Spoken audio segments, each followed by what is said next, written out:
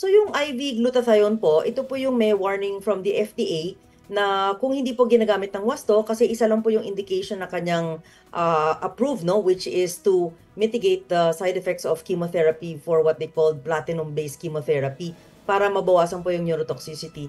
Ginagamit din po ito actually for mga tao na may sakit sa atay, mga ibang cancer patients, HIV patients, no, na kailangan ng glutathione supplementation. Kaso for skin lightening, it is not po approved by the FDA for that. So in 2011 and 2019, the FDA actually issued mga advisories and warnings about using this medication for skin lightening. Unang-una, kulang po yung ebidensya na talagang effective po siya, no? Then secondly, the cost can be high, the durability may be low, and there may be side effects. Pwede po siyang makaapekto ng liver, ng kidney, ng thyroid, at saka iba pa ho.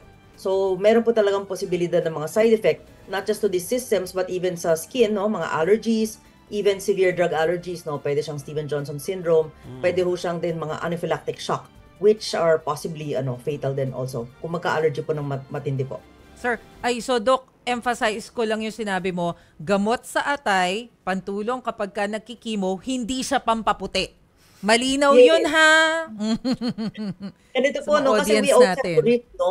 As patients, we always have informed choice. Meaning to say, tayo po talaga nagdedesisyon tungkol sa kalusugan natin. Kaso, ganito po, no, kung hindi nyo po kailangan ng gamot, meron po kasing risk-benefit po yan eh.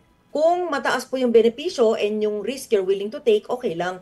Pero kung walang benepisyo tapos malaki yung risk, siguro wag nyo na lang pong piliin yun. Ano? So we are advising na wag na lang po, umiiwas na lang po kayo kung hindi nyo po kailangan yung gamot na yun kasi pwede po talaga magkaroon ng mga side effect and risks and complications po. Pero Doc, yun lang nag-viral na video nung babae na nagpagluta.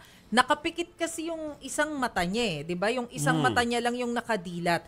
Paano natin ipapaliwanag yun? Dahil ba talaga yun dun sa pagtuturok ng gluta? Okay, so no, nakita lang din po namin yung video online and we wanted to take the opportunity to educate the public and to advocate for public safety, no? Meaning to say, maging safe tayo when we're seeking healthcare. Wala po kaming alam ng mga detalyado tungkol sa case na yon. Ang alam po namin is meron na pong doktor na nag-aalaga sa kanya.